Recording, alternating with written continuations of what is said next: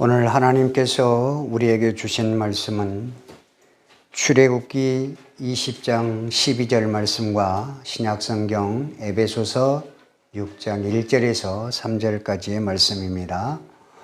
먼저 출애굽기 20장 12절 말씀을 봉독하겠습니다. 내 부모를 공경하라. 그리하면 내 하나님 여호와가 내게 준 땅에서 내 생명이 길리라. 아멘. 에베소서 6장 1절에서 3절 말씀을 봉독에 올리겠습니다. 자녀들아, 주 안에서 너희 부모에게 순종하라. 이것이 옳으니라. 내 아버지와 어머니를 공경하라. 이것은 약속이 있는 첫 계명이니 이로써 내가 잘되고 땅에서 장수하리라. 아멘. 오늘은 하나님의 말씀 구약성경 출애굽기 20장 12절에 있는 말씀과 에베소서 6장 1절에서 3절에 있는 말씀을 가지고 내 부모를 공경하라는 제목의 말씀으로 함께 은혜를 나누고자 합니다. 어버이날은 부모님들의 가슴에 카네이션을 달아줍니다. 이것은 어버이의 가슴이 허전해서가 아닙니다. 다시 한번 부모님들을 생각하는 마음인 것입니다. 사랑하는 성도 여러분, 우리들의 부모님은 어떤 분이셨습니까? 그 옛날 우리를 기르시던 부모님들은 지식적으로는 아는 것이 그리 많이 없었습니다. 그러나 우리들을 키우는 지혜와 자식을 사랑하는 사랑은 그 누구보다도 출중한 분들이셨습니다. 다른 것은 기억하지 못할지라도 우리들의 생일은 언제나 기억하고 계셨고 따뜻한 밥과 미역국을 끓여 주시고 사랑으로 대해 주시던 분들이 바로 우리의 부모님이셨던 것입니다. 성경 사무엘하 18장 31절에서 33절 말씀을 보면 자식에 대한 다윗의 눈물겨운 사랑 이야기가 기록되어 있습니다. 다윗 왕이 아들 압살롬을 피해서 조그마한 마을로 피신을 해 있었습니다. 그런데 그곳에 다윗 왕이 있는 줄 알게 된 많은 이스라엘 백성들은 다윗을 도우려고 그곳으로 달려왔습니다. 다윗 왕은 자기의 군대를 재정비해서 아들 압살롬의 방군과 일전을 벌이게 되었습니다. 그런데 다윗 왕은 출전 준비를 다 갖춘 군대의 사령관들을 조용히 불렀습니다. 그리고 그 사령관들에게 한 가지 부탁을 합니다. 사령관 여러분, 나를 위하여 소년 압살롬을 너그러이 대접해 주십시오. 사무엘하서 18장 5절에 이렇게 기록하고 있습니다. 아들 압살롬을 죽이지는 말아달라는 아버지 다윗의 간곡한 부탁이었던 것입니다. 압살롬의 방군과 전쟁하는 것은 바로 거기에 우두머리 압살롬을 죽이는 것이 전쟁에서 이기는 것 아니겠습니까? 그런데 그와 맞서 싸우는 아버지 다윗 왕은 사령관들에게 그를 반역한 아들을 정말 제발 죽이지만은 말고 잘 봐달라고 부탁을 하는 것입니다. 이것이 무엇입니까? 이것은 바로 자식에 대한 아버지의 사랑인 것입니다. 곧이어 전투가 벌어지고 다윗 왕은 전쟁의 결과가 어떻게 됐는지 기다리고 있었습니다. 그때 한 연락병이 헐레벌떡 다윗 왕에게 달려왔습니다. 다윗 왕은 이 연락병에게 물었습니다. 우리 편이 이겼느냐? 이렇게 물었겠습니까? 그렇지 않았습니다. 내 아들 압살롬은 어찌 되었느냐?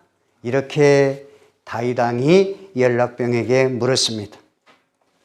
그러자 연락병이 다윗 왕을 향해서 임금님, 그 반역자인 압살롬은 죽었습니다 라고 대답을 합니다. 이 말을 듣던 다윗 왕은 그 자리에서 주저앉아 심히 마음 아파하고 문 위에 올라가서 그 아들 압살롬이 죽은 쪽을 향하여서 목 놓아 통곡을 했다고 성경은 기록을 하고 있습니다. 내 사랑하는 아들 압살롬아, 내 사랑하는 아들 압살롬아, 차라리 내가 너를 대신해서 죽었더라면, 압살롬 내 아들아, 압살롬 내 아들아 하면서 어찌나 다윗이 목 놓아 슬피 울었던지, 압살롬 반군과 싸움을 하고 이겼던 다윗 왕 편에 선 그러한 군인들이 성문으로 다시 들어오는데 전쟁에 진 사람들처럼 정문으로 들어오지 못하고 뒷문으로 살짝이 들어왔다는 것입니다.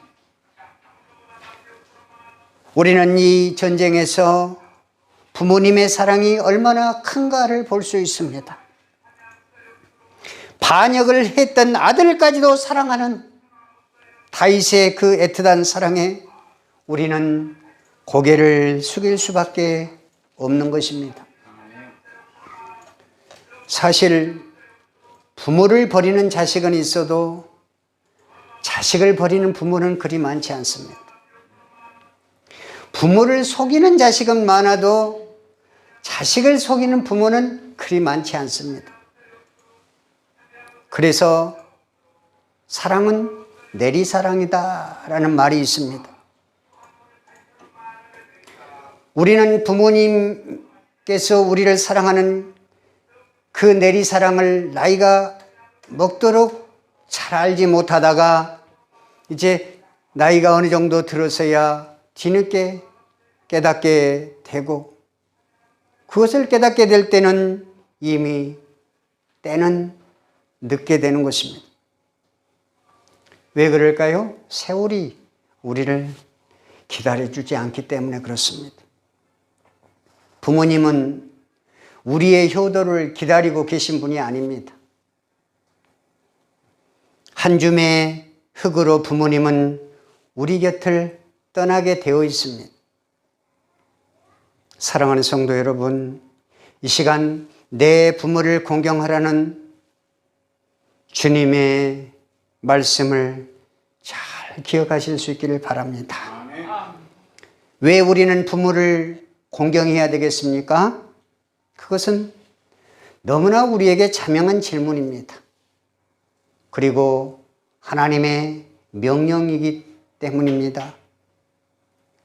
동양사상을 담고 있는 삼강오론에도 부의자강, 부자유친이 나오지 않습니까? 부의자강이라는 것은 무엇입니까? 부모를 섬기는 마음이 있어야 된다는 것이죠. 부자유친은 무엇입니까? 아버지와 아들은 서로 친하고 사랑하는 애틋한 마음이, 애틋한 그 관계가 있어야 된다는 것입니다. 부모는 자식을 사랑하고 자식은 부모에게 효도하고 부모를 섬기는 마음, 사랑하는 마음이 서로 교감적으로 있어야 하는 것이라고, 이 유교 사상에 이런 말이 있듯이 하나님의 뜻이 담겨 있는 오늘 내 부모를 공경하라는 이 땅에서의 첫째 계명을 하나님께서 주시면서 부모에게 효도하는 것이 이 땅에서 하나님께서 가르치신 가장 첫째 계명이라는 것을 가르쳐 주고 있는 것입니다. 오늘 내가 이만큼이라도 성장할 수 있었던 것은 나를 길러주신 내 부모님의 사랑이 있었기 때문인 것입니다. 똑똑한 사람, 잘난 사람, 유식한 사람이 나를 훌륭하게 길러주시는 것이 아닙니다.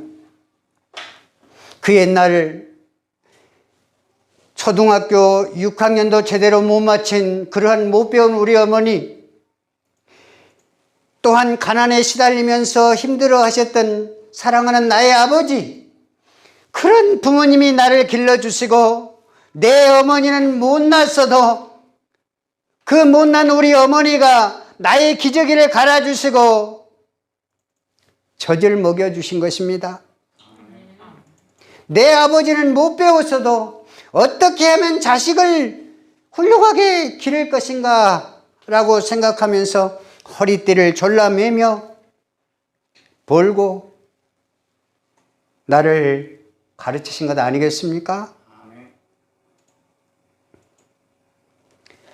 물론 여기 우리 장로님 계시고 안수 집사님 계시지만 저는 어렸을 때 아주 몹시 가난하게 자랐습니다.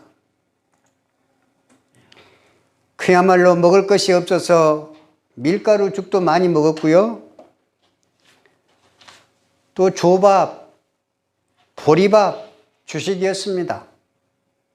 어쩌다 한 번씩 그 조밥이나 보리밥 귀퉁이에 쌀 얹어가지고 이렇게 한 번씩 밥하는 날이면 그 밥은 아버지에게로 이렇게 가서 아버지가 드시는데 그것도 조금씩 얻어먹으려고 가서 아버지에게 말씀하면 아버지가 덜어서 자식 새끼 사랑의 마음으로 이렇게 주었던 그런 기억들이 있습니다. 그렇게 살아가던 시절 어머니는 그렇게 힘든 가운데에서도 어린 우리를 배부르게 먹으려고 애쓰던 모습이 선합니다. 나를 가르치고 자식 새끼를 먹이려고 머리에 무엇을 이고 나아가서 팔고 저녁 늦게 11시, 12시가 되어서도 들어오지 못하는 부모님을 기다리던 누나와 또 그 모습을 기다리던 나의 모습이 생각이 납니다.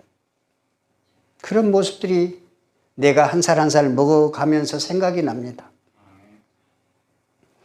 어렸을 적에 어머니가 나는 누룽지가 더 맛있어 라고 말씀하시면서 저에게는 따뜻한 밥을 퍼주시고 본인은 정작 부엌의 한 구석에 앉으셔서 누룽지를 드셨던 그 모습을 생각하면 눈물이 납니다.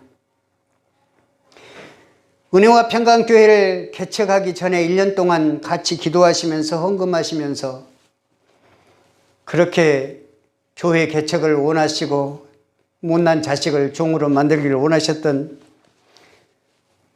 김정순 권사님이 오늘도 생각이 납니다. 1년간 교회를 같이 개척하시면서 못난 아들을 위해서 종을 위해서 밤낮 쉬지 않고 기도해 주셨던 그 권사님의 눈물의 기도가 지금 은혜와 평강교회가 이렇게 하나님의 성전으로 서 있게 된 계기가 된 것입니다. 사랑하는 성도 여러분, 어버이 주일을 맞이해서 여러분은 여러분의 어머니, 여러분의 아버지를 어떻게 공경하고 어떻게 효도했는지 한번 생각해 보실 수 있기를 바랍니다. 성경 잠언서 23장 22절은 이렇게 교훈의 말씀을 주고 있습니다. 너를 낳은 아비에게 청종하고 내 늙은 어미를 경히 여기지 말지니라. 성경 에베소 6장 2절 3절은 말씀합니다. 내 아버지와 어머니를 공경하라. 이것은 약속이 있는 이 땅에서의 첫 계명이니 이로써 너희가 잘되고 장수하리라. 성경 신명기 27장 16절은 말씀합니다. 그 부모를 경홀히 여기는 자는 저주를 받을 것이니라. 흔히 우리는 살아가면서 일일 효도, 깜짝 효도라는 말을 듣습니다. 딸들이 다 출가할 경우에 며느리가 시부모를 모시고 사는 것은 우리나라에서 상식적인 것이었습니다. 딸들은 그저 마음만 있을 뿐 자기 살기에 바쁘고 자기 시댁에 어른들이 있기 때문에 멀리 시집을 갔기 때문에 정작 부모님 곁에서 느끼며 부딪히는 올케의 수고를 망각할 때가 있습니다. 그러다 어느 날 명절이 찾아옵니다. 물론 부모님도 딸이 보고 싶은 것은 당연한 것 아니겠습니까? 딸들은 부모님께 찾아와서 용돈을 드리고 잠깐 기쁘게 한 다음에 시간을 보내고 떠나게 됩니다. 또한 멀리서 직장에 다니는 아들들도 마찬가지일 것입니다. 그것을 보고 우리는 뭐라고 한다고요? 깜짝 효도라고 하는 것입니다. 여러분 얼마나 부모를 공경하고 계십니까? 어느 정도 해야 부모를 바로 공경하는 것일까요? 요즘 세상에 부모를 공경하고 효도하는 사람들이 얼마나 있을까요? 제1회 국민효행대상을 받은 오정인이라는 할머니가 계셨습니다. 이 오정인 할머니는 상을 받을 당시의 나이가 71세였습니다. 그 할머니는 기자회견을 하면서 주마등처럼 스쳐가는 지나간 어려웠던 일들을 생각하면서 펑펑 울었습니다. 그러면서 할머니가 하시는 말씀이 52년 동안 내 마음에 쌓아둔 죄들을 이 시간에 다 들킨 것 같아서 죄송합니다. 사실 저는 마음으로 수도 없이 많은 죄를 지은 사람입니다. 어쩔 때는 시어머니가 죽기를 바랬고 시어머니가 뭐라고 나한테 나무랄 때는 죽도록 미울 때가 많이 있었습니다. 시어머니가 지금 94세이신데 52년 동안 시집살이를 하면서 어쩔 때는 이제 그만 살고 돌아가시면 좋겠어 라고 미운 생각을 한 적도 있었습니다. 또한 시누이가 그렇게 미울 때도 있었습니다. 그런 가운데 나는 지금까지 강요된 효도를 한 것 같습니다.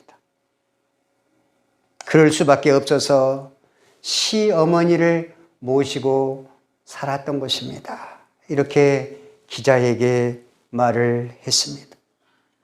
지금 와서 내가 생각해 보니 시어머니는 거동도 잘 하지 못하십니다. 제가 목욕도 다 시켜드립니다. 깡마른 어머니의 몸을 씻으면서 내 가슴이 아프고 내가 지금까지 너무 못한 것들만 생각이 납니다. 뼈만 앙상한 시어머니에게 너무도 미안합니다. 내가 시어머니에게 진심 어린 효도를 한 적이 있는가 다시 한번 생각을 하면서 강요된 효행에 대해서 깊이 뉘우치고 있습니다. 기자님, 내가 과연 이 상을 받을 자격이 있다고 생각이 되십니까? 사랑하는 성도 여러분, 이 며느리의 진실된 이야기입니다. 우리가 부모를 섬기고 공경하는 것, 좋아서만 할 수 있는 것은 아니라고 생각을 합니다. 도덕적으로, 성경적으로 당연히 해야 하는 줄 알면서도 때로는 귀찮을 때가 있습니다.